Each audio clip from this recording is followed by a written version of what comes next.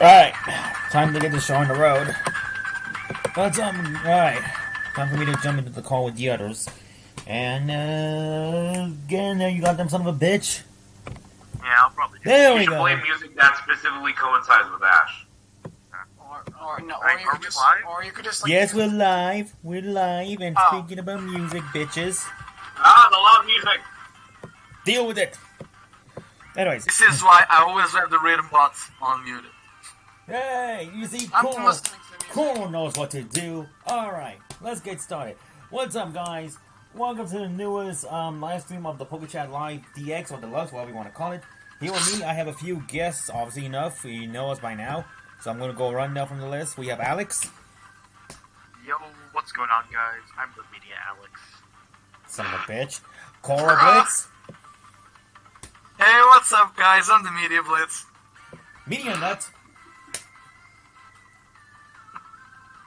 Oh, wait, that's me. Yes, Yo, you! what's Yes, up? we're starting this early for you, bitch! Now you have things to No. Oh my god. Yo, what is up, guys? I'm the media nut. Yes, he said the thing! We got Red Rose. Walk one. I'm Red Rose 2312. Motherfucker. We You got ruined it. we got Zorro. I don't want to be a meat. The media Zoroark here. And we got Zeno. Yo, what is up, guys? My name is the Media Lift, and I cover all things of pop culture. You guys are bitches. That was really good. I'm Media Goggles then, alright? So we're all media nuts. Okay, more importantly, where is the Media Man one? I don't know, he's probably out busting his nut right now. Alright. Anyways, alright, so we gotta get this ball rolling right now, considering the fact that I got something to do in 2 hours from now. So let's not waste any time and start this discussion now. Obviously, the first thing we're gonna talk about is the Game Awards, and since I know not much about Game Awards, I'm gonna let our good friend Media Nut handle the little discussion here. So start us on, Media Nut.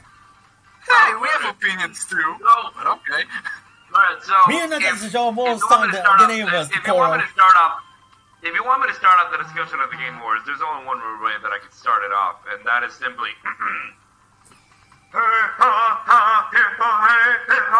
Sephiroth! What the fuck? Freaking Bro! let's go.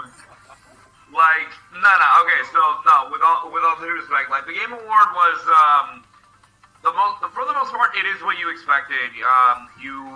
There was the obvious game that was gonna steal every other game's spots in the award show. There's the boring announcements, there's the super hype announcements. It's basically what you expect for the Game Awards. And there's the occasional Muppet cameo, because every Game Awards has a Muppet in it for some reason. But no, this time around, the Game Awards, I feel like was definitely more hype than last year due to the fact that obviously things like Smash and the new Mass Effect were announced. And a couple of new titles as well that caught people's attention. I know that there was the joke in the call when we were all watching it together that there was a lot of Breath of the Wild like lookalikes, like open world games that you can basically do whatever you want. It was the best drinking game ever. Oh my Yeah, yeah, Kuro and Zoro both went at it, but no, in the end it was fine for what it was. In the end, I think the only thing we all really cared about was the Smash reveal, which was super exciting, which I know we'll get into in a bit. And obviously the most hyped thing, yo, who else was in for the Whooper Watch? Let's go! Oh my lord. Sadly, we didn't have Let's Go Johto, so. Honestly, yeah, I was wondering. I would not be mad though, because let's be honest. If TPCI was to make a Let's Go Johto, they would make Pokeball Pluses with GS Ball for Celebi. And people would buy it. Well, I guess it depends on if they cared about the anime. Who? Well, we have Tokyo, who's Jotonian, so good work, whatever. Yeah, but no, yeah, in the end, like, the Game Awards was just interesting for what it was. Last of Us 2 obviously won way too many things that it deserved. It's the Tobias of the Game Awards. Yeah, I feel I like... want to say something when we get to that. I want to say Yeah. something. Well, do you want to say it now, or you want to wait a minute? Yes, I do. Alright, everyone, Okay. my name is Zeph Keeley, and welcome to the Game Awards presented by The Last of Us Part 2, where we literally give every award to The Last of Us Part 2 because because only 10% of is the player's vote, and everything else is journalism, which are clearly biased towards The Last of Us Part 2, even though The Last of Us Part 2 was pretty much universally hated by most of the people who played it. But let's just give it Game of the Year. No. The one thing I will say, in defense of The Last of Us Part 2, is you can say whatever you want about the story and all this stuff. The gameplay was... I know, but I'm saying, clearly, it definitely wasn't received well by a multitude of players, and you give it the Game of the Year. That's not gonna look the best. Looks best to me.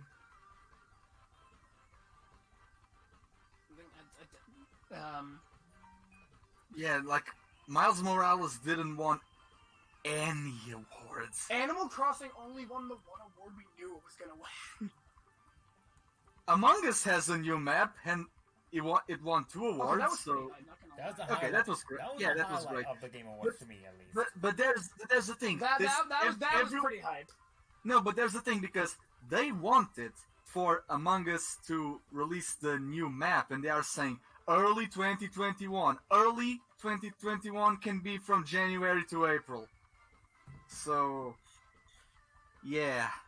However, the Netflix did the Sonic thing, and they deleted, and they never show it in the Game Awards. So, what was the point? Did they leak it early? Yes. I mean, the Game Awards, and I feel like, overall the show, I'm gonna be completely honest, we were all watching it together, but, we really weren't paying attention. Yeah, I wonder why. Yeah. Most of the time. I mean, how many of us were there? It's almost as if it was an awful thing. There are only 3 worthwhile things. 3 entire worthwhile things. That's probably why. I'm sorry, I disconnected. Oh, okay. Hello. Yeah, that was. So What did I? Okay, where did I leave off? I don't know. we're just talking random about the Game Awards. So one thing that I would talking. One thing that I would like to say, yes, no, keep going. No, because one thing that I think that they wanted to, but because since Netflix leaked it earlier, it would be like the new Sonic, series they wanted to do, because it's made by Man of Action. They did Spider-Man, Ultimate Spider-Man from 2012, but they are most recognizable for doing Band 10 and Generator Rex. So maybe they wanted to reveal that in the Game Awards, but since Netflix leaked it earlier, they decided to postpone the reveal. It must be for next year, because next year it's the 30th anniversary of Sonic. And I was speaking to many of you before the Game Awards, especially with MediaNet here, it would be the character for Smash, because we have Wario and Donkey Kong being villains for Mario. We had Ganondorf being a villain for Link and Zelda. So we were kind of discussing the idea of Eggman being the new Smash reveal, because he's a villain. Well, a villain was revealed for Smash. Well, I mean, we got the only 12-inch long blade swordsman himself. That's not Sephiroth. That's literally Riku from Kingdom Hearts grown up. No, but it's because Sephiroth. but not I want to hear what Xana. Let's hear what Xana has to say real quick. No, because the character of Sephiroth. I'll let Kuro go first. No, because the one thing I want to say that the character of Sephiroth, the word Sephiroth comes from Seraphim. It's a type of archangel, and we have the big bad of Ultimate. It's basically like an archangel. So it was basically a fallen angel ripping off another one. So it was pretty divine symbolism right there. Okay. But I really want to mention this. Did anyone realize what his down smash is? No. It's Palutena's down. No, down. he takes his sword in like a stabbing like position and goes down. So I think what that's he his did dare now. I think that's his dare. I think Oh, that's yeah. his dare, yeah. Oh, I don't know Smash movesets. I don't really. Because he focus came on in it much. because it was in the air, like he came Yeah. down with it. I know, but I was like, that's kind of messed up, but really funny at the same time. I mean, yeah. No, if that was his down smash, that would be trash. It would only hit if they were somehow like if he was like standing on top of someone. I'm intrigued to see how his moveset works because like you see a lot of projectiles. If you're a Final Fantasy VII fan, you're gonna recognize a lot of the moves that he used. But if not, like I'm curious to see how they make it work. And right as I'm saying this, Xanalis was Pokemon the Series XY video. It just came out just this second. Mm-hmm. Yeah, but I'm interested to see how that how different he plays from other characters because that's what I and I feel like a lot of other people really try to focus on when a new character gets revealed. Is like the originality that comes with him. His Final Smash looks insane, and I'm very interested to see the changes that it looks like Smash has made to Cloud. Because in the trailer, we see that Cloud now has Omni/Version 5, and also replaces Buster Blade, which I'm wondering his Buster Sword, sorry. And I'm wondering, like, is that an exclusive thing only when Sephiroth's on the field, or did they just straight up update Cloud for whatever reason? I'm curious to see what this means. Well, I think it's probably going to be like I don't You think guys, that they so changed up Cloud. the sword. Are you talking about his sword change? Yeah, no, and he's also talking about Omni/Version Yeah. 5. Yeah, his sword isn't different. It's the same. It's just like the sword. I don't know. I don't know anything about Final Fantasy. I just saw a tweet that that's part of his Advent Children thing. Yeah, it is. Yeah, I know that it's a reference to Advent Children. So like the sword can change. Wait, guys, I want to say shape or something. whatever. I don't know. Oh, okay. So it's a Zanpakuto from Bleach. Yeah, Got it. so I think that like it's probably gonna be something where like, oh, Sephiroth's on the field, so Omni/Version 5 will be Cloud's Final Smash. Yeah. Like I don't think Omni/Version 5 is gonna be like his new permanent Final Smash. I think it's only gonna be something really unique when like Sephiroth's on the field. Yeah, that's what I was thinking. I'll say this: I am waiting to see gameplays, and also playing gameplays of Pichu and Jigglypuff battling Sephiroth. That's going to be amazing. Oh, They're Lord. screwed. No, specifically Jigglypuff is screwed. Just one tip of that sword to her shield. Dead. I mean, he almost killed Mario in the trailer. Bro, I was like, I did not expect Nintendo to allow something like that to happen, and the fact that they did, that is so amazing. Mario gets killed in the trailer reveals, or almost gets killed because it's Nintendo, so it's kid friendly. But Ridley, Minecraft Steve, like, what are they going to do with Mario? Poor thing. Poor man. They killed him in the Ridley trailer. They killed him in the Steve trailer, and now they kill him. Yeah. In the Sephiroth trailer. Friggin' Okay, Luigi so and those I guess that instead of predicting the new character, we should predict the way that the new character is going to kill Mario. Kill Mario. How is Sora going to kill Mario? I mean, Okay, guys, here's what's gonna happen. So the Heartless take over Mario, and Sora has to defeat Mario in order to take out the Heartless within him. Or if Okay, anything, if you want to connect them more to Smash, Darkon is controlling Mario, and Sora jumps in to save whoever it is that's fighting Mario. Maybe Luigi or Peach or someone. Sora jumps in, attacks Mario, and now Sora's fighting Shadow Mario, and freaking has to defeat him in order to get rid of the darkness. There we go. Sora's in Smash.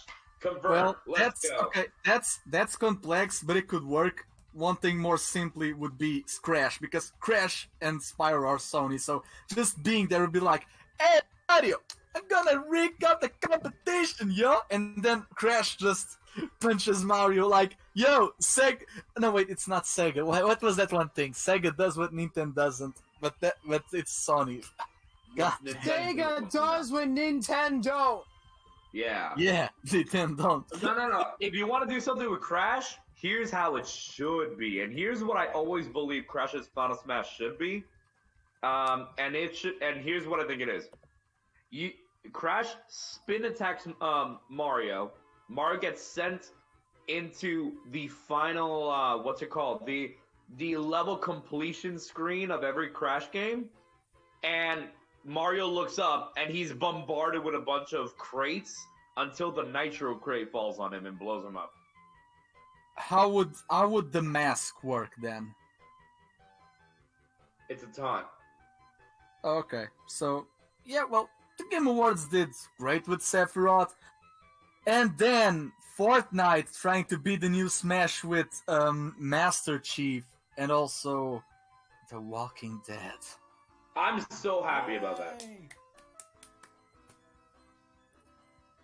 For the record, does anyone else have any opinions of the Game Awards? Because I don't want us to. I like the new Mass Effect. There's nothing left to say, really. Like, a new Mass Effect is always welcome. They showed a new Skyrim, but it's not Skyrim 6. It's they showed a new Elder Scrolls, but it's not the 6th one. It's just Skyrim Online. Love it. So they had their lows as well. Like, no Game Awards is perfect. But I think the most hyped. I think we can all agree the most hyped thing in the Game Awards was freaking. Yo, Ben Titty May's cousin, Swedish Chef, showing up and joining Overcooked, man. That was hype. That was next level hype. That was Chef's Kiss. Chef's Kiss. Haha, I get it. Well, the Game Awards. Okay, well, here's the thing. It was a great bonding experience between us all. That's all I have to say. Yes, I can agree with that. No, but there are new titles who are very interesting, even though they are Breath of the Wildish. Some of them are good with graphics, some are good with music, but I didn't notice, like, maybe there was, like, this How to Train Your Dragon video game. It looked great, but, well, even though trailers can be misleading, so... Yeah. So I guess there's that. I guess by the end of it, that's really all the thoughts we really have about the Game Awards. Sephiroth was a cool addition. If anything, he makes a lot of sense in my opinion to join Smash. He is one of the biggest video game villains of all time, with arguably one of the most iconic video game deaths of all time. So it's like it just makes way too much sense for him to be there. I think he deserves the spot. Hopefully he plays very fun and original, and I just hope that everyone has a good time. He was revealed first. Like, I was most likely making an idea. Oh, they're going to save the best for last, so we're going to have to wait 2 or 3 hours of boredom until we finally notice. No, they did it like, yo, you want the best? Here it is. The rest is just basically very jarring and dragging. Yeah, so I like the way he segued into it. Jeff Keighley, he was like, you know, the Game Awards are like a good time of the year. All the biggest names in gaming are here. Nintendo, Sony, Microsoft, everyone is here, or at least I thought so. And then they played the Smash trailer. That was fun. Hey, but a lot of people were there. Reggie was there. Keanu Reeves was there. Christopher Nolan was there. And also our boy JPR Tom Holland was also there. Yeah. Good morning, everyone. Good morning. It's JPR. Yeah, no, it's good morning, everybody. Good morning. My name is John. No, I'm gonna say more. Good morning, everyone. Good morning. My name is Tom Holland. Buenos dias, todos. Buenos dias, todos. All right. Me llamo Jonathan. But I mean, like, I know for a fact. Wait, Goggles, you said you leave in like 2 hours or something. Yeah, like 2 hours or so. It's already been like. So let's move this along. I said, yeah, because I feel like the episode of review today is gonna be a really long one. So okay, 20 minutes for the Game Awards. It's valid. It's an episode reviewing the awards. Okay, but before we go on, like, does anyone want to say anything before we leave? Yes. Like this segment, because I know like some people haven't talked yet. Hashtag Sora for Smash. Nah, I there's will not not really be- any. There's I will not there's be, nothing. I got one Alex thing to, can. Making my Alright. got one thing to from say. the PokeChat for today because I haven't seen the episode. Motherfucker. You haven't? So, Alright, come back when you're done with it. Yeah, I'm not gonna get off and watch the episode. Bitch, you Just are get getting off the off to call. watch the episode. Do it right now. All right. Y'all have fun. I'll see y'all Real later. quick, though, real quick. We gotta give shout out to our boy Zach because he got his 4th Among Us map. Yeah. I mean, yeah, but not yet. Oh, yeah. And you can Congrats. start in whatever room you want, and you have ladders. Oh, Letters! I do want to say congrats to the Among Us team. Like, you saw how they were crying Yeah, when they like- won those awards. Like, Round up, that was so wholesome. That Come was on, so guys. sweet. I was so happy for them. Okay, I'm the only one who's showing respect. Okay, then. Anyways. Alright, anyways. Alright, I think we said enough about the Game Awards, so... Yeah. Let's move on to the next topic we have, because we do have a second one, and that is... this episode. Alright, usual starts of our episodes, the summary. So here what went down. The episode kicks off with this Eevee in a laboratory being cruelly treated. No, I'm just kidding. Basically, he's having fun with a bunch of Eevees trying to decide what he wants to turn into, but there's a little difference with this Eevee, like on any other Eevee. This one can't evolve with the stones, which... that's a whole can of worms. I don't really feel like getting into it. Anyways, around this time, Go and Koharu are about to go to school. Wait, Go's going to school? I thought he dropped out. Just kidding. Turns out he's going over there just to do a test, which kind of confirms he's doing homeschooling or online classes. What is he, 2020? Oh, wait, it is 2020. Anyways. When they go off to school, the teacher states to Go that he needs to drop off his Pokemon at, like, the little playground nearby. So he does that, and Cinderace takes care of Sabo. Way to go, Cinderace. That's the only good thing that you did in this episode. Hey, Go goes to school, and Sobble goes to kindergarten. Anyways, around this time, the Eevee winds up escaping the lab and meets up with Wampuchio Yamper in, like, the playground. And Yamper goes to school to go see Koharu. Koharu somehow convinces her teacher she needs to go outside. I'm not even gonna try to dignify what she's trying to say. Making my way downtown, walking fast. Motherfucker. Even when he's not here, Trey's always trolling me. Anyways. So, when Koharu goes check on Yamper and sees the Eevee, she sees the two of the scientists, and which, fun fact, one of the scientists, the girl, is actually a returning character because she was in episode 2 during the Lugia raid. So, there you go, guys. That's your continuity of the series. Now, stop complaining. Anyways, it's clear that she assumes that they'll like thieves, I guess. Cause to be fair, I even made the joke when I was watching the episode with Trey. It was like, out of context. Who's not here? Zoro and you, Trey. Anyways. I know we have a bunch of cats, but I don't know. Anyways, around this time, Go comes out because Koharu mentions her. Around this time, I'm just trying to find Yamper because he sucks at being a babysitter. I really wonder how you're going to take care of little Lee. Anyways, around this time, Team Rocket discovered the Eevee. They basically do the generic shit, wanting to steal the Pokemon at the playground. When they went up using a vacuum cleaner again, this is like, what, the 500th time they did? Anyways. They tried to suck up all the Pokemon, and they went up successfully, and unfortunately, my boy Cinderace didn't know what to do, so he gets sucked in there too. It's okay though, because the Emperor and Eevee come in and save the day. We learned that the scientists aren't evil for real, they just want to like test on Eevee because it's the only one that can evolve. Eevee decides to stay with Koharu. Koharu gets a Rotom phone, which is the same voice actor from Rotom Dex. There you go, Trey. Your Rotom Dex is back in the series, just in a different way. And the episode's over at that point in standard time. Alright.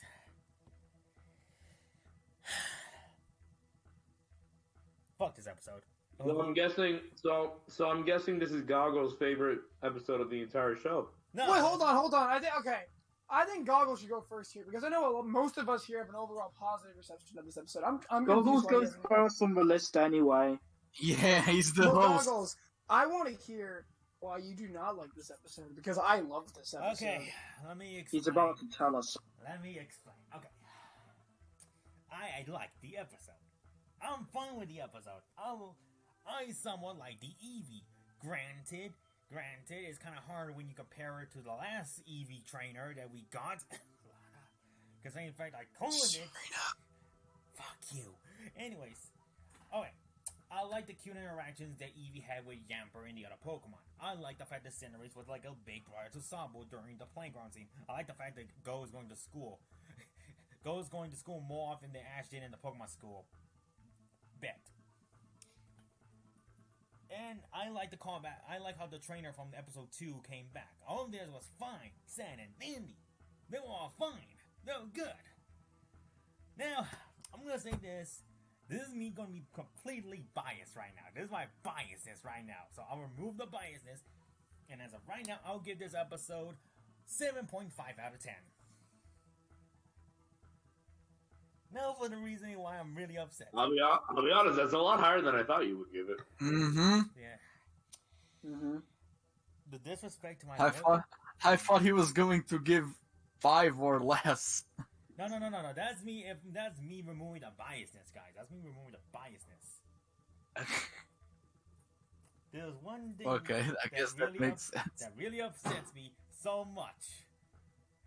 What the fuck, Cinderace? You know how to fight. You could have easily used Quick Attack. You could have jumped up, double kick. You could have done anything to help the Pokemon, but no. Instead, you get sucked in the stupid net and you do absolutely nothing this fucking episode. That's what I'm pissed off about.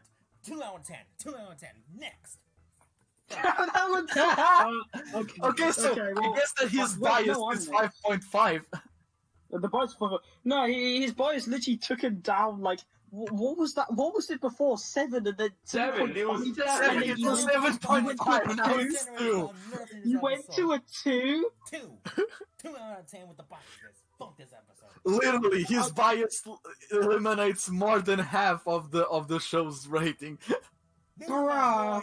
Okay, right. Cinderace. That's Cinderace, just funny. My favorite Pokemon, the badass, the awesomeness, the play. And you mean to tell me you're only gonna make him not do nothing to save? Hold on. Let me get this straight. Never You're mad at this episode because Cinderace didn't do anything. Yes, I'm fucking pissed off. Bruh. I mean, golly gee, an episode that totally focuses on a character that's not Cinderace's trainer, and Cinderace doesn't do anything. Wow. I don't. Okay, the easy thing to cut is just not have Cinderace here to begin with. Then I'll be fine. Oh, and in terms of Ash doing shit, I'm imagining. No. I want to imagine in the Greedence episode where freaking like the episode shows Cinderace sleeping. Goggles is just like, what? Wait. What? I can't believe that this is what they're doing with Cinderace. He's sleeping. He's not doing anything useful. We're all looking at this Looney Tune big chungus little piece of mother. At least there was an excuse. Cinderace needed to take a nap. I'm fine with that. Cinderace was in the proximity of Team Rocket stealing the Pokemon, and then most that Cinderace did is just staying there doing absolutely nothing other than getting sucked in. I'm just saying. Mm-hmm. Now, granted, to be fair, this was a Call Focus episode, so that's the part I like. And like I said, I removed the biases because realistically, I'm not. More or less, I'm just doing this. I don't think you did though. I'm doing this for comedic. I don't think you did. I don't think you did though. I'm doing this for comedic effect. Yeah. Okay. You're telling yourself that. I will say this though. I was a bit annoyed that Cinderace was easily sucked in. I'm not saying that Cinderace had to steal. Yeah, you already said that. I'm aware of that, but I need to clarify something. I'm just saying I would have liked Cinderace to have done a bit more. I'm aware that this is like a horror-focused episode. Because Yeah.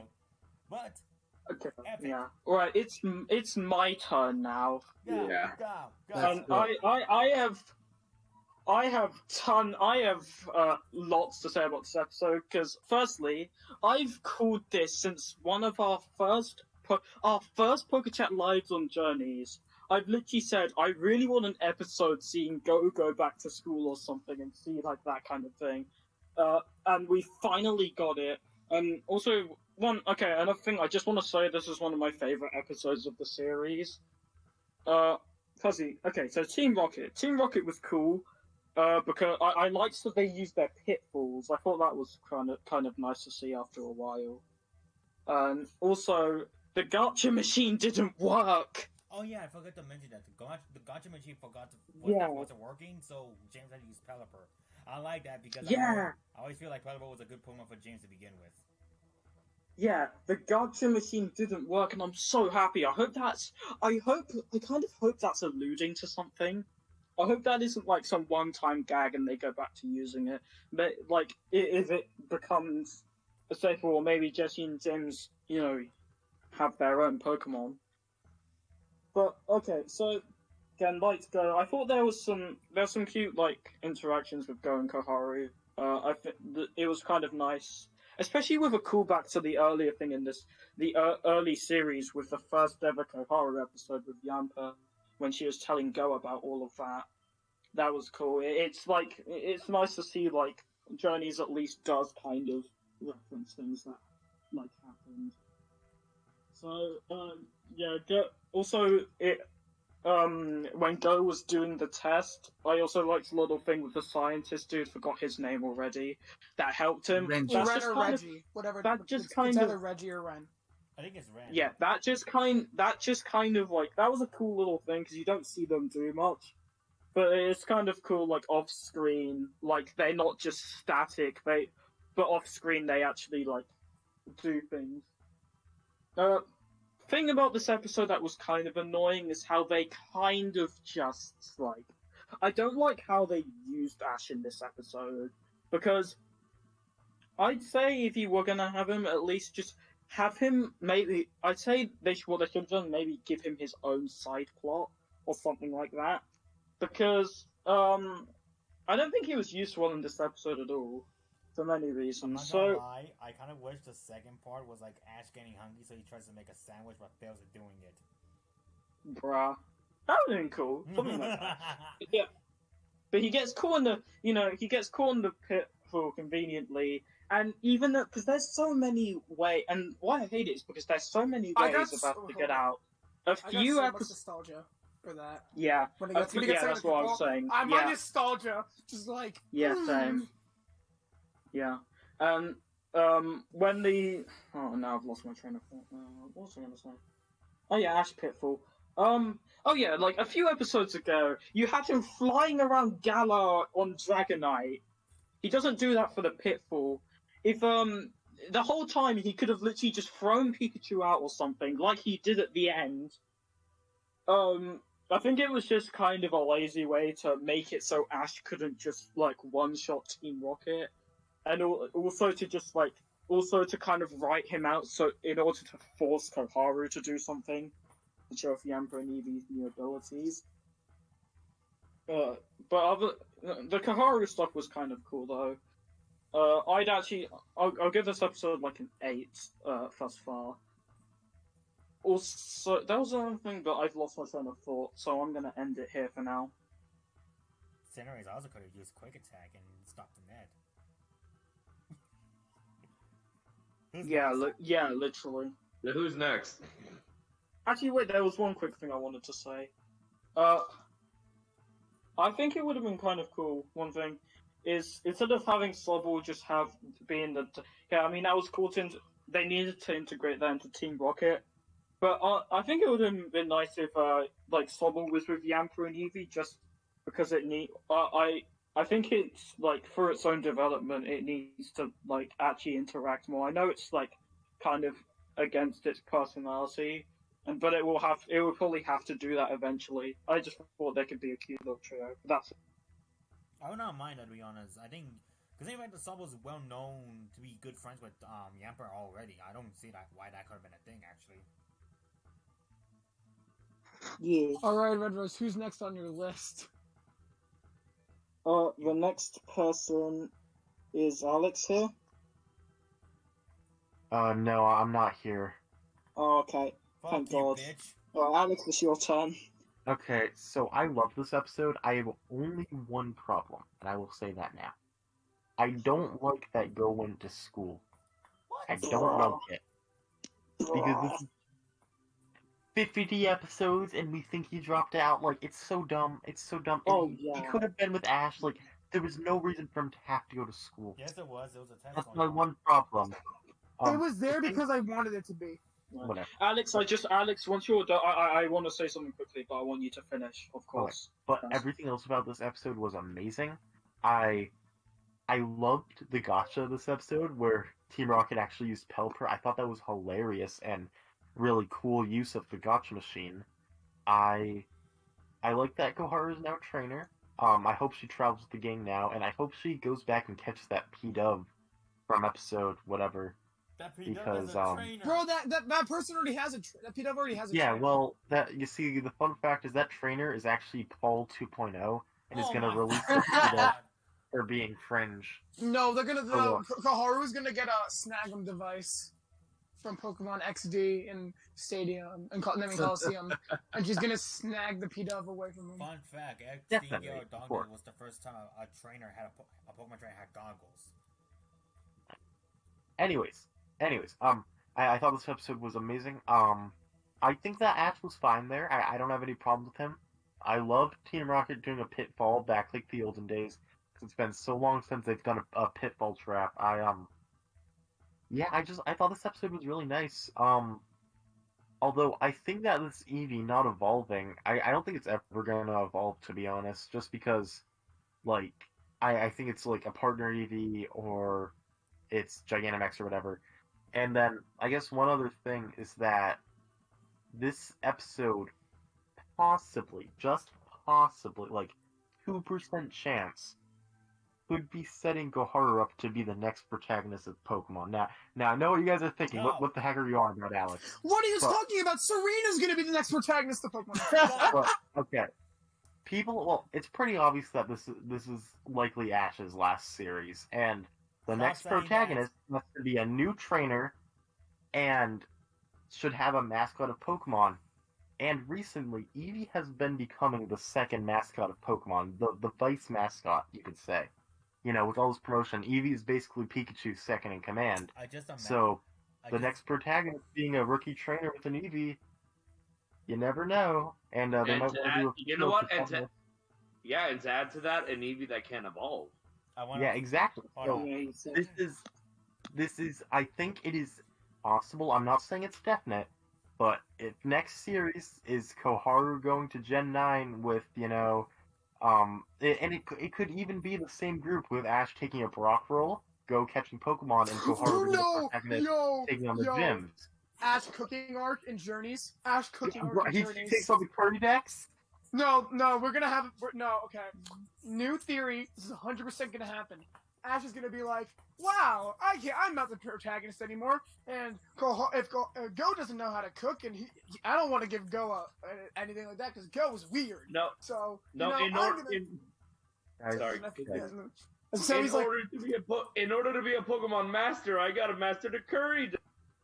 The Curry deck. No, I was gonna say, so there's gonna be an arc in Pewter City where Brock tries to teach Ash how to cook, and he ends up burning down the Pewter City gym. No, guys, you're all wrong. Next episode, there is no Dracovish. Next episode, we saw in the preview Ash making curry. Next episode is about Ash discovering his goal to complete the curry deck.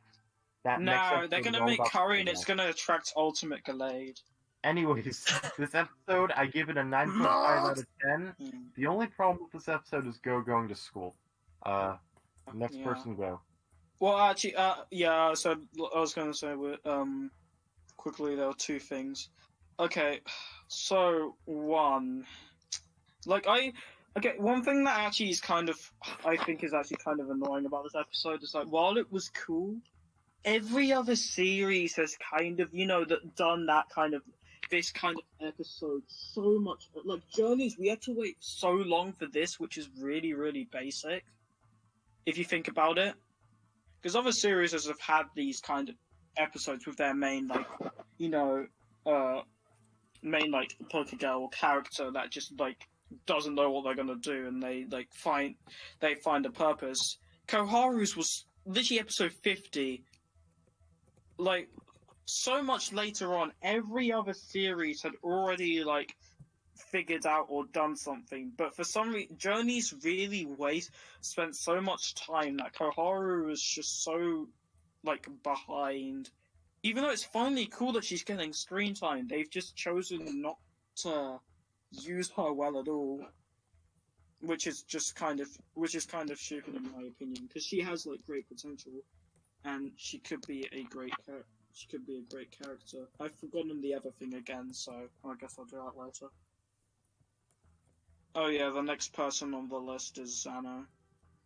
Hey, okay. So I want to say my thoughts about the episode, and then I want to, after everyone's done their review, I want to mention like something after everyone's done doing their different reviews, because I want to talk about that.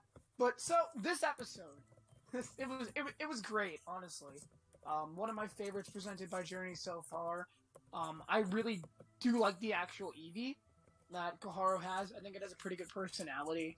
I like how it's a partner Eevee from Let's Go Pikachu. Even though they already kind of technically did a Eevee partner thing in Sun and Moon, but we don't talk about that. Hey, you leave her alone. I wasn't talking about the trainer, I was talking about the Eevee. I know, but still, watch your mouth, boy. So, my man Go, mad respects to you. I'm only gonna go to school when there's a test. College student vibes. Bro, what a savage. I love Go.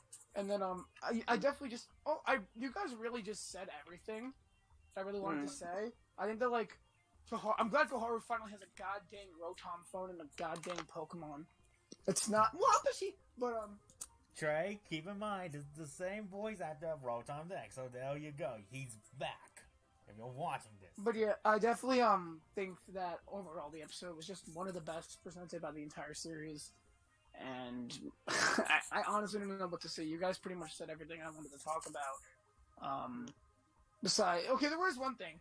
I generally really liked the disguises Team Rocket used today, and this episode just it was very similar to just a classic Pokemon episode, and I missed that, and that's kind of sad because if I'm missing the classic Pokemon formula, there's something wrong with that.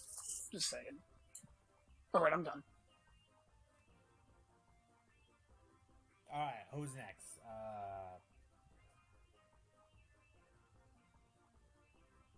Rose? Who's on the list next? Oh, well, the next person on the list is my guy, Big B, Kuro Blitz. Wait, isn't it the media nut? Isn't it me, you fucking idiots? Oh no. We made this list before we learned everyone's talking patterns. Yeah, remember? Oh yeah, because remember, like, Nut's not usually here, so I just put him at the end. Oh, got it. Well, but he can speak. I can speak. I always speak last, so yeah. I'm sure. Yeah, you can speak now. Oh yeah, because Nut is actually here, so yeah, Nut, you can speak. I'm here. I thought I was just a figment of everyone's imagination. Get on with that. Listen, after you after you turning into a chili store, you'll always be in our heads. Yes, wait, speaking of not being We don't talk about that! We don't talk about that! We don't talk about that on live stream. That is private info that we share in the voice call. That is classified information. I bet Trey's on PokePod Premium. With that, guys, okay, I just want to promote my the meeting at OnlyFans. No. Oh my. Anyways, continuing on, my thoughts on the episode. The episode I thought it was fine for what it was. I've been enjoying the past few Koharu episodes, very much so. So whenever there's an episode focused on her, like I've been appreciating her more. I'm one of the people who started off not liking Koharu at all, and then slowly begin to like her. So I'm like, okay, I like this progression. The way that I see, one thing that I want to say that to what Alex mentioned about going to school, and it's actually really interesting because here's my it's not even a Kuro theory. It's just more of it's more based off of something that happens in everyday life in real life. Is there are certain programs that you can have where you don't go to school, but if you appear for certain important tests in the school year, then technically it can count for you still going forward for your education for certain reasons. Obviously not everyone could do that because then everyone would be doing it. But it's like it has to be like very special circumstances, which I feel like Go in the world of Pokemon has a very special circumstance because he is working for a Pokemon professor, which is a big thing in the Pokemon world. So then He's taking a scholar sabbatical. Kinda, yeah, exactly. So that's kind of my idea of what it probably is. To kind of like give an idea of like, okay, why did go to school this one time and not every other time? And that's probably what I believe it is. It's just that every once in a while he'll go back to the school to do a certain test or something that's needed in order for him to pass, since he's not going to school anymore. Get it? In a traditional sense. Yeah. So then, with that in mind, the episode itself, okay, even though I was making jokes about it, I never thought I'd say this. Goggles has a small point, a small point on the Cinderace situation of, wait, why couldn't Cinderace escape? But it's not a big deal because, again, the episode's not about Cinderace. I'm just saying, Cinderace is fast. Aside from that, silence, you goggle-headed buffoon. No, I'm kidding. I am about to nuke you. I love you. Anyways, aside from that, I liked Eevee. I liked this person. I liked seeing Eevee trying to decide what it wanted to be. I thought that was really cute, just it trying to copy it, and then Trey's meme that went oh so well with that wall. Making my way downtown, freaking what? Yamper just like when I saw Yamper there, I'm like, what the heck are you doing here? And then Ash shows up, and I'm like, oh, of course Ash would lose. But I just found that whole thing to be very fun, very adorable. I am wondering how the heck did Eevee escape the facility, but I mean, I guess it just did for whatever reason. The most likely is it probably dug a hole. Yeah, but So Eevee knows dig, confirmed. No, I'm saying regular animals but no, dig holes. But yeah, I just thought it was very cute. I'm pretty sure we can all agree that was Zippy Zap that it used. Well, it's smart, and that battle. Real quick, here's my little theory of what's going on with this Eevee. Obviously, they can't really show off the Eevee move, so what I think they're gonna do is that they're gonna show off like an actual move in the games that's the closest to the Eevee move. That is why. Right. So I'll explain it with my Zap. Yeah, so like Spark for Zippy Zap. At one point, maybe there's gonna be a Pokemon that uses Flare Blitz, Infernape, and then it'll use I forgot the name. I forgot the name of Sizzly Slide and all that other stuff. I could totally see that being a thing. I think it'll be kind of fun to see. I think it'll be really fun to see like Eevee using all these different moves. So it could be a Gigantamax Eevee. Sorry, what? Oh, I just said I thought the same thing. I was thinking maybe because it was exposed, it was able to use the moves after seeing Yamper use its electric type. So I thought maybe once it like say Pyro Ball or like Sobble's Water Gun, it will start learning Bouncy Bubble, Sizzly Slide, and just take those from off people's Pokemon. Yeah. Yeah, exactly. I think Rose has exactly the idea of what I was saying, which is just that. Like, I think it could definitely learn the different moves and all that stuff. Because it's a brand new situation with this Eevee, it's going to be interesting to see what moves it will learn. If it'll specifically learn the electric, fire, and water stuff, because, always want to focus on freaking Kanto. Or if there's going to be a little bit of diversity when it comes to the moves it knows. I think it'll be a lot of fun. Aside from that, I enjoyed Koharu and Go's personality in this episode. As a shipper, I will say it was really cute seeing some of their interactions. I thought it was really nice to see them spend some alone time together. Aside from that, one thing I will say, again, a note that Alex made, which I want to jump on, is the fact that in reality, okay, so I know contracts and all this stuff, when you're a protagonist of certain shows, it means you have to be there for every episode, but it's I feel like for this, if anything, what could have been done is have Ash appear at the beginning and end of the episode and just have this be another completely Go and Koharu focused episode, because I feel like it's just Ash just wasn't needed.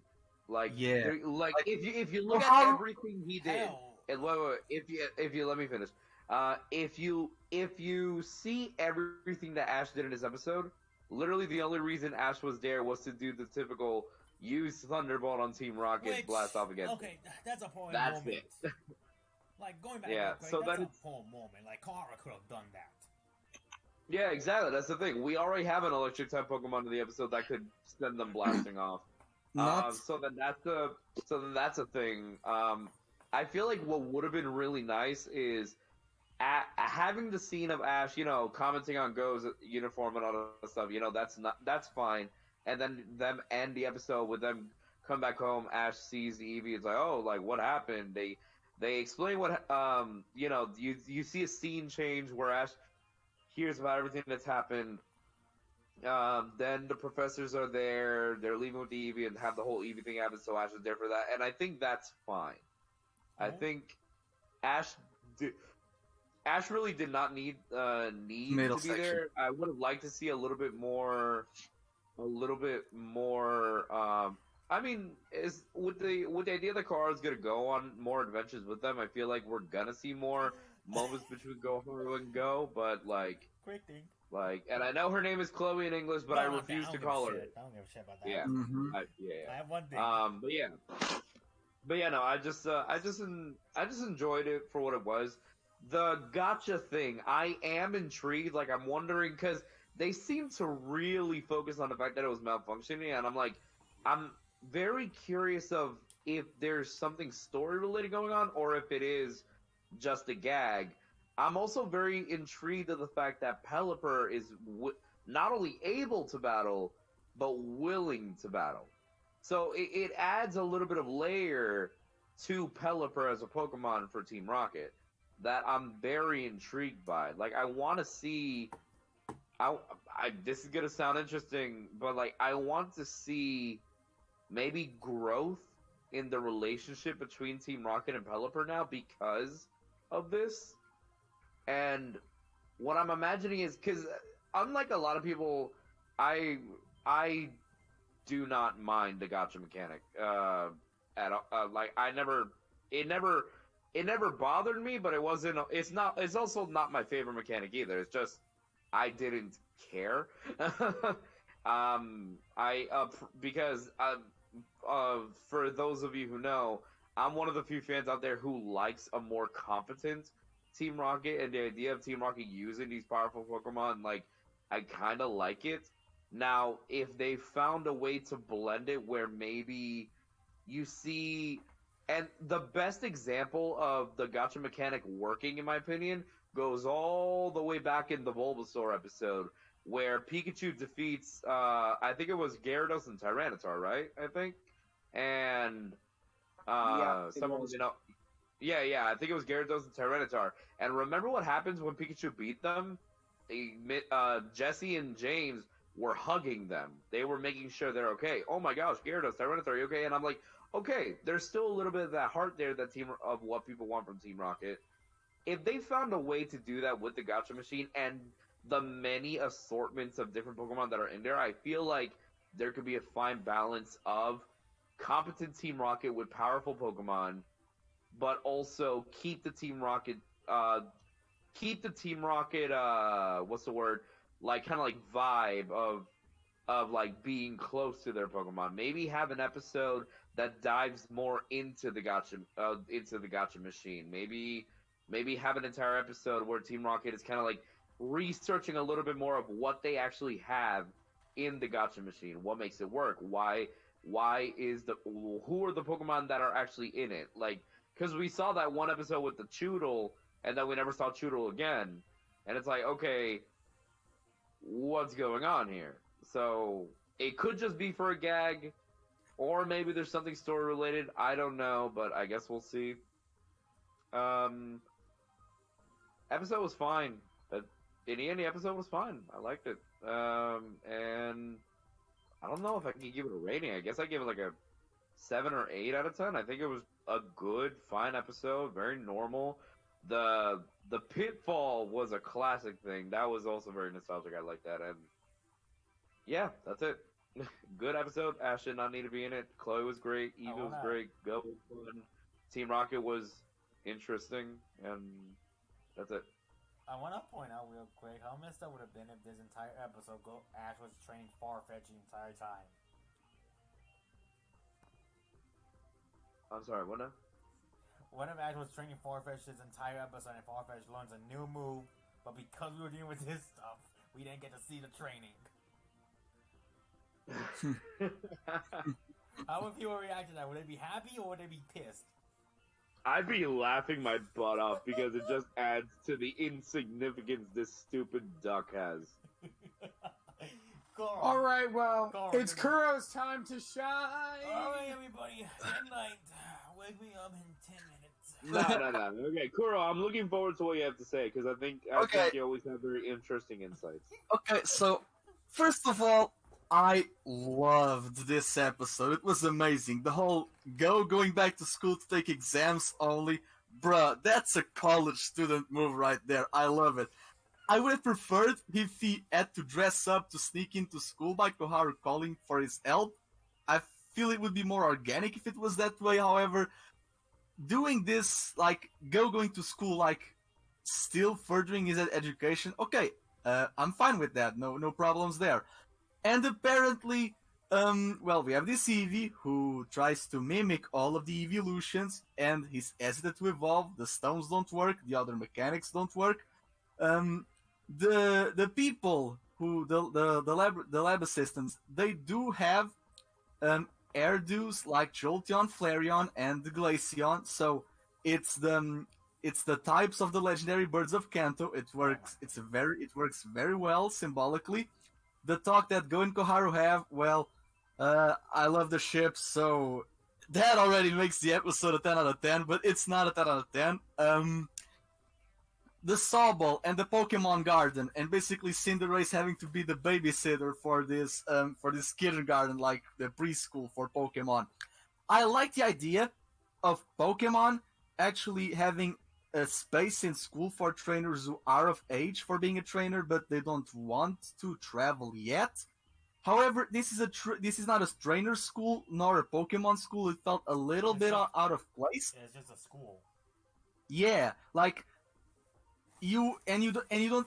I would be okay if it was like only baby Pokemon, like Amethyst Square from Diamond, Pearl, and Platinum. But we see an Executor, we see a Gloom, we see a Starmie, and we see every other kind of poison Pokemon. So in a school environment, it's very dangerous. I know that the school has gates, but, if P-Duff could fly to Koharu's house, like, a goddamn Golbat can just enter the school's perimeter because, the gate doesn't lock the air, right?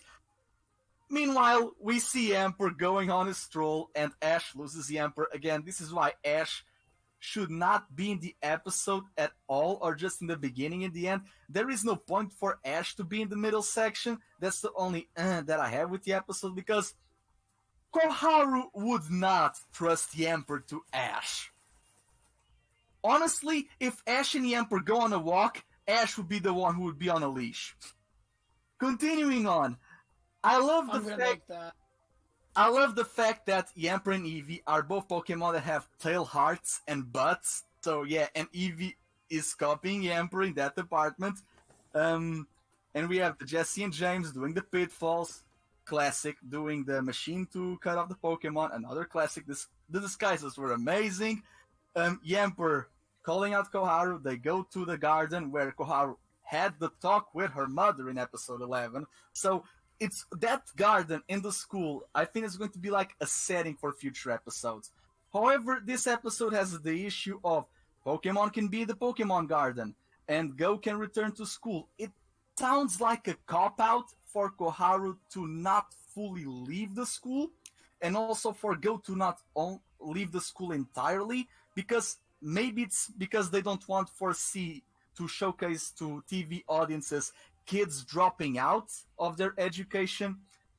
I love the fact that the scientists are with the nets and Go says, yeah, they look suspicious, because Go is having a sharp eye to researchers. Like, every time I see a person in a lab coat, they are suspicious already, because, all Yan and Macrocosmos, am I right?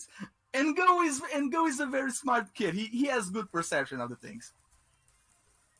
So yeah, the fact that the swallowing machine for the Pokemon, the cage, it was a Snorlax again, another Gigantamax normal type Pokemon. So wink, wink. Cinderace didn't do much, yeah, but Cinderace was more about protecting Sobble than actually striking Team Rocket. However, Pikachu could basically quick attack upwards the hole and destroy. He kind of did that with Iron Tail, but at least Ash is now more experienced in climbing the Team Rocket holes and pitfalls because he has years of experience with those, so at least the guy is not slacking off. We see Yamper using Spark. I don't know how Yamper was not able to one-hit KO Pelipper when he did it with Gengar and Fearow, but he needed Eevee to shine, so I'll give him that. Eevee. It's very interesting the fact that Eevee is using Copycat to copy Yamper's Spark. And I personally believe that there's two... Quick question. Wait, what? Eevee can learn Copycat then, right? Level 30. Okay, thank you. Alright, thank you. Yeah. I was wondering if it occurred. Yeah. Continue.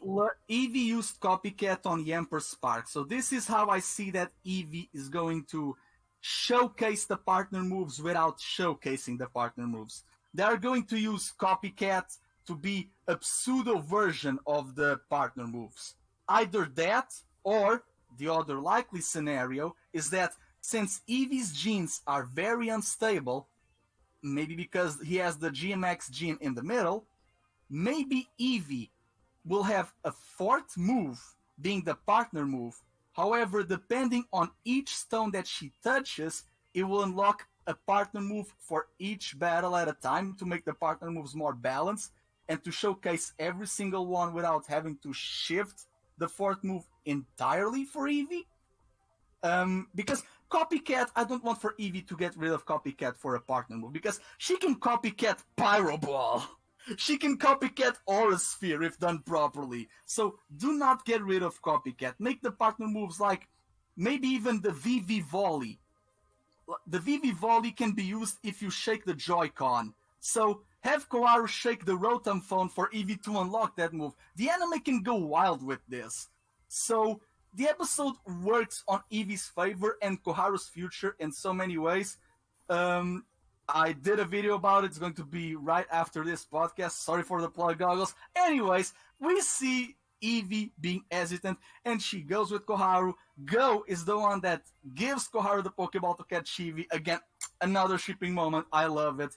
And Eevee, god damn, it's so goddamn adorable. I'll have to say, Koharu's Eevee is by far the best Eevee caught in the show, and most likely the best capture in Journeys. Alright, time to kick Cora out.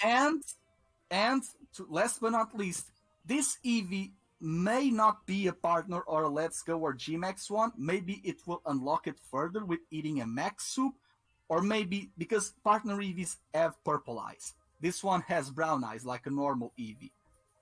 However, if Eevee uses a partner move and the eyes shift from brown to purple, basically pulling off a Rinnegan from Naruto, yo, that would be amazing, because we see Lycanroc doing that with the Rage red eyes. But yeah, Koharu is a trainer. She has Rotom Dex. Sorry, Rotom Phone Pink. I love this episode, but there are like things that don't work in the favor of Pokemon being in school and Go returning. It kind of looks like a cop-out, Ash not being necessary for the plot. It's a good episode. It's by far easily on my top 5 Journeys episodes. So I'll rate it a 9.5 out of 10. I love the episode and the preview for the next one. The break and I hate it, the break until 2021, it's going to be amazing because people will speculate, theorize, and wish fulfill this. And ending not year one was with the Darkest Day, but ending 2020, knowing that Koharu will most likely travel with Ash and Go more often than usual, and with new outfits, it's great. However, I have an issue, because Koharu in the Phoebus episode, she went to Slateport in her school uniform, so The school Wait, uniform she can didn't? be the school uniform can be for the designers to not have to always shift her outfit, but they can do it. They did it in the Pewter City. They're going to do it now with Galar fossils. However, there is the issue of Yamper, because Yamper was given to her, but it's technically Professor Cerise's Pokemon, but in the sites it says that it's hers. So, and the Rotom Phone registered Eevee before Yamper, so I have this issue that Yamper is basically the Mr. Mime of Koharu, quote unquote, and knowing that Eevee is in the next preview, but not Yamper, and Yamper stayed home with Koharu's mother in the Phoebus episode, I fear that Yamper is going to be in home for the next episode and accompany Koharu. Basically, they're going to shaft Yamper like how they are Pokeballing Cinderace. That worries me. That worries me because if Koharu is basically the next protagonist, with Eevee being the second mascot in a way, I fear that Koharu is going to focus more on Eevee than Yamper. That's the one thing that I'm scared of, and I think I have reasons to, right? But then again, this episode, 9.5 out of 10 for me. I loved it. Alright. So, there is something I want to mention after we do like the ratings. No, it's a new topic, so I'll wait till after we're done with the ratings. I just want to mention it after we're done. No, I think we all gave our ratings already. Yeah. Oh, we did? Okay. I don't know if anyone else has realized this, but Pokemon Journeys has made it very apparent that this isn't an Ash show. And I'm okay with that. What do you guys think about that?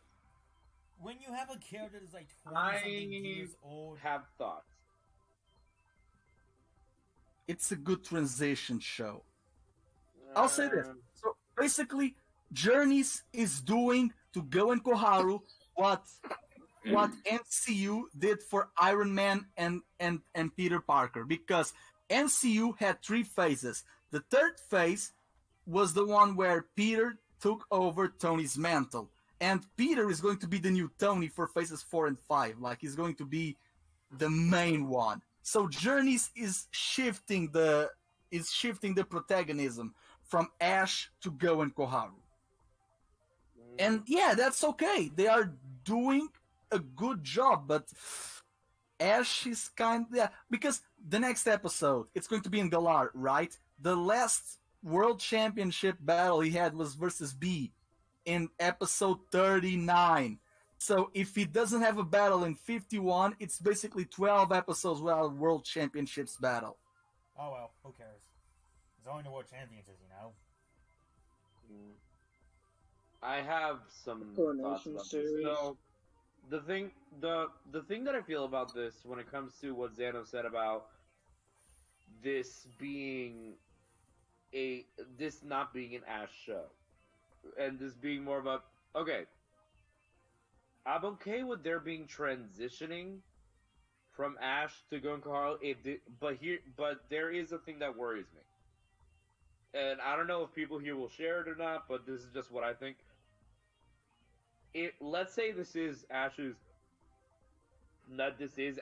final show, and I'm not saying it has to be now, but at least maybe like near the end, or at least in the next season of Pokemon Journeys, whenever that is. Like, I feel like it's hard because a lot of it comes from my own bias, so I try my best to do it without the bias. But basically, if it were up to me, and there was gonna be like a final adventure for Ash, a final season of Ash, then it should feel like a celebration of Ash.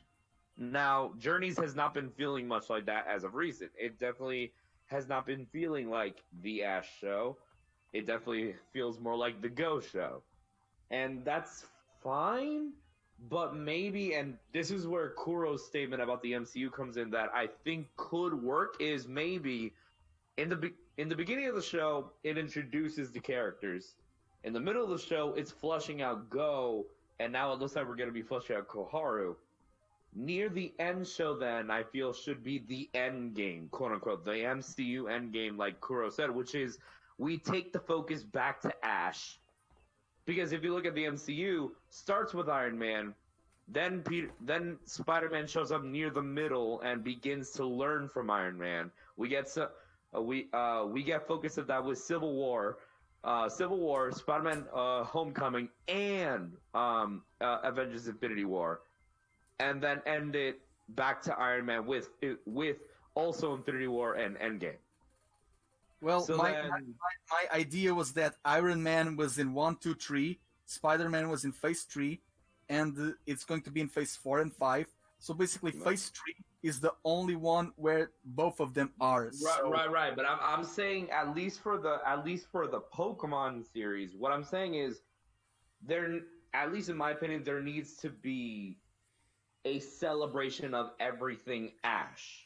And not just an episode. No, I'm talking about there has to be a season. There has to be an arc, and not just a 2, 3, 4 episode arc. There needs to be an entire story plot, like a year worth. That focuses on Ash and who he is as a trainer. Because if this is his final journey, I'm gonna be honest, it's gonna suck if we don't have homages to Ash's journey as a whole.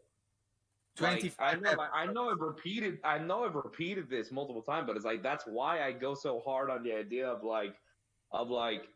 returning characters, returning Pokemon, returning rivals, the idea of the World Championship, the idea of Ash like using certain teams for certain battles, and it's like things like that. That is how you end Ash's journey, by bringing it all together. Like, again, how you end Iron Man's journey is by bringing all the MCU characters together to fight the big bad of Iron Man, which was Thanos.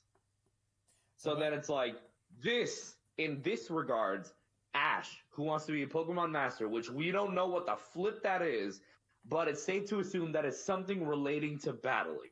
Like, all jokes aside about the Curry text. But it has to do with battling. And there's no bigger honor in the Pokemon world as of right now when it comes to battling than being World Championship. And again, all joking aside, no, I don't think there's gonna be some stupid thing where it's like, oh look, here's another dimension. No. Like, I'm taking away that. I'm gonna be speaking serious about this. And it's like, again, I'm always gonna look at things at a story perspective. I know there are the TSSs out there who wants to bring in the whole the ratings and the real life and the writers and all this stuff. It's like, no. Storytelling wise, if you want to end Ash's journey, if you want this to be his final hurrah, if you want this to be the transition of Ash to go, then you need to do it in a way that respects Ash. And the way you respect Ash is by respecting the 20-plus year-long journey that he had, and find a way to encompass all that in what little time we have left. Or I don't even know little time, because we don't know how long Journeys is. For all we know, they're going to continue Journeys when Gen 9 is there, and maybe it's just going to continue and Ash is still trying to be world champion. Maybe, I don't know. None of us know. Gen 9 would save Journey's pacing, because if Journeys is to end in 2022, 25 years after the start of the Pokemon anime, they cannot do everything in just less than 100 episodes. Yeah, like they can't. That's the thing. There is too much to cover. Not to mention there are certain things. There is too much to cover. There's too much to cover, DLC wise and even Galar wise. Not to mention that characters returning and the battles and the focus on everyone. If they have only 2 more years, it's going to be awful, because it's less than 100 episodes. Not to mention that the closure of Ash also means the closure of Team Rocket. Not only Jesse and James, but Team Rocket as a whole. And I hope Mewtwo has something to do with that. That's why for me, like, I've said it before in some of the videos that I made in the past, and that's kind of why in my mind I'm thinking like, we think of it this way, because you brought something very interesting, which is, oh, we gotta respect the stuff in the games. Bro, I mean, let's be freaking honest. The entire story of the original Pokemon Sword and Shield thing was 4 episodes. So, like, for all we know, Crown Tundra and freaking Isle of Armor, that's gonna be 2 or 3 episodes, leaving what, 80 to 90 episodes left, and it's like, I understand that in the end there has to be things connecting to the games, but it's like, nah, man, like, let's get into the mindset of, if this is Ash's journey, that it's like, we already have what we need to represent the games. What we need now is to represent the anime, the Ash, Team Rocket, ending it, actually ending it. I think the thing is though, I think that's more wishful thinking than being realistic. I know. No, well, yeah, okay. It's wishful thinking that they're gonna be doing this, but like, logically, it's what they shouldn't. Logically, it's something they should do. Logically, something they should do. Realistically, it's something they're not going to. Exactly. Yeah. That's the way that I'm seeing it. Like, logically thinking, especially in a storytelling way, it's like, if you're gonna end a character's journey, we don't know what this is, but it's really feel like it is. So then it's like, it's aggravating. It is so tough. So I guess that's my thoughts when it comes to the whole thing of, you know, this show doesn't feel like an Ash show, and it's like, maybe for now it won't, and I'll be okay with that, but it's like, there has to be a point where it has to feel like not just an Ash show, it has to feel like the Ash show, the quintessential thing that leads Ash to becoming a Pokemon master. Oh my god. Well, the thing is, I don't think. Okay, well, I want to say something. I don't think what you're saying is it's. I'm sorry, Pedro, but like that is not gonna happen. It's not gonna be just Ash. Like if they were, like I'm going like far here. Even if they were to do this, there is no way we wouldn't get like, oh, a Go episode here. Oh no, you're right. You're right. Obviously, yeah. I'm not saying put everything on. That's my bad. That's probably poor speaking. But what I mean, yes, there's gonna be episodes focusing on Go and Koharu. Like again, in the hoping that the story on is my mainly channel about in the Returning Companions video that I did on my channel, I mentioned how Returning Companions should be more focused on Go and Koharu, because then you get to see the interactions and the things that they learn traveling with Ash and passing that on to Go and Koharu. So I'll rephrase that. There should still be episodes focused on Go and Koharu, yes. But what I mean is, when an episode is about Ash, let it really be. I don't know. Huh? Sorry? I would very much remind us all that I have a place to get to. Oh, my bad. All right, I'm done. Yeah, honestly, that's the only, like, Go is the protagonist. Great. Koharu's getting development. Great. Where does this leave Ash? Because it's not ending the journey of Ash in this show. It's ending in this saga. It's ending the journey of Ash. Period. And with his journey, it also other characters need to not fully go by, but have the closure they deserve. Especially Jesse and James and Meowth. Exactly. That's what I mean. Because if the show is to end now, and the last we saw of Jesse, James, and Meowth is the stupid-ass gacha machine, it's just disrespectful to them. Because they were in the show just as long as Ash. Yeah, and that's the thing. That's why, like, that's why finality and continuity is important in stories like this. Because, again, this is speaking as a writer and as a storyteller. It's like, it's just, if this is Ash's end, there has to be a form of respect to that, because it's not just, oh, this is the end of Pokemon Journeys and Ash is gone. Okay, I guess we just move on. It's like, whoa, wait, no, you're ending the story of a character that people have been watching for 20 plus years. You have to do something that's respectful. You have to do something that caters to the ending, like to that ending, like what led up to that. That's why it's like, okay, if the final battle of Ash and Leon is Ash with his Pokemon Journey team, okay, that's fine. That's respectful.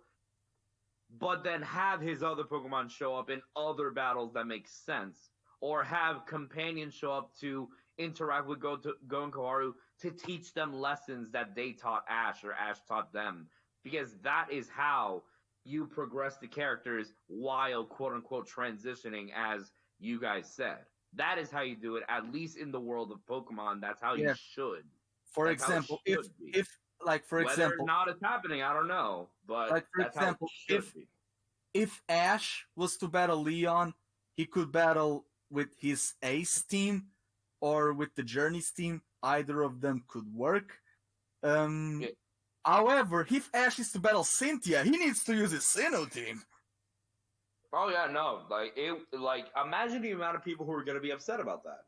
And that's the thing, like, why is it that when we look back, but Infernape didn't? What?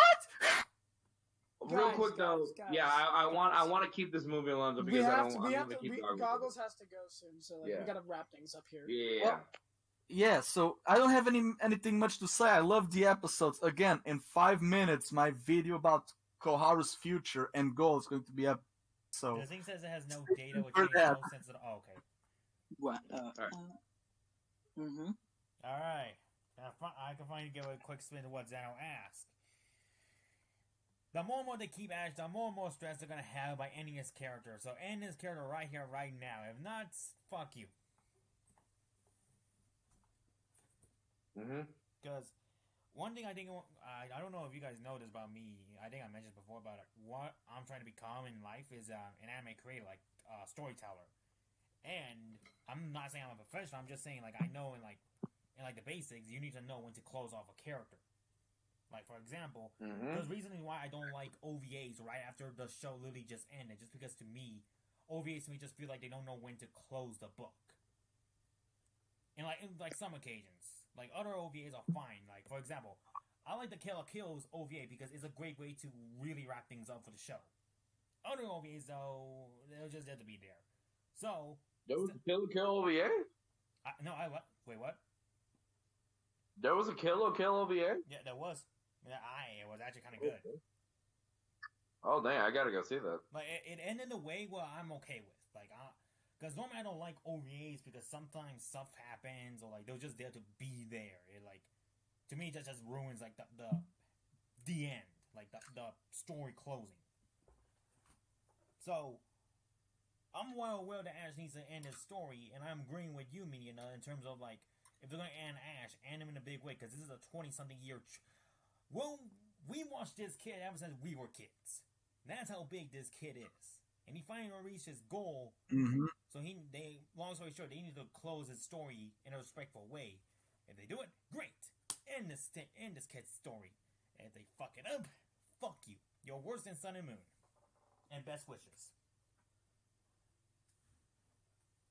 Yeah, because that's another issue. If Ash is to become world champion in Gen 8 and they do Gen 9 with Go and Koharu, but have Ash do the mentor role, I don't want for Ash to get rebooted again.